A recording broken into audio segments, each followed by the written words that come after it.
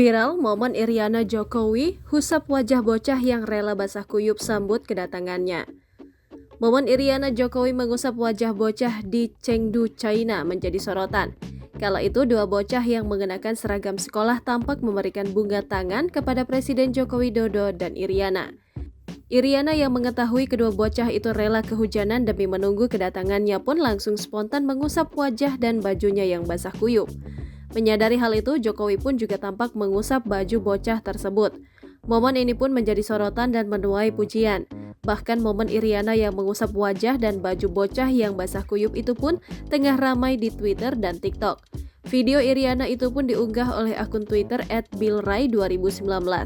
Akun tersebut mengunggah video berdurasi 5 detik yang menunjukkan Iriana yang tampak mengkhawatirkan bocah itu.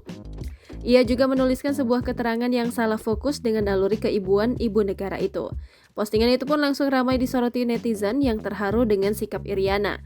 Berdasarkan keterangan tertulis dari Biro Pers, Media, dan Informasi Sekretariat Presiden Jokowi, Jokowi tiba di Bandar Udara Internasional Tianfu, Chengdu, Provinsi Sichuan, Republik Rakyat Tiongkok pada Kamis 27 Juli 2023, setelah menempuh penerbangan selama sekitar 5 jam.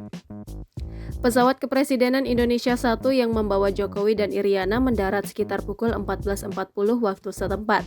Dilansir dari Kompas.com, Presiden Joko Widodo dan Ibu Iriana Joko Widodo akan melaksanakan serangkaian kegiatan mulai dari pembukaan FISU World University Games hingga sejumlah pertemuan dengan pengusaha China pada hari kedua kunjungan ke Chengdu, China pada Jumat 28 Juli 2023. Melansir siaran pers Sekretariat Presiden, Presiden Jokowi diagendakan akan bertemu dengan sejumlah pebisnis Cina ketika mengawali kegiatannya pada Jumat pagi.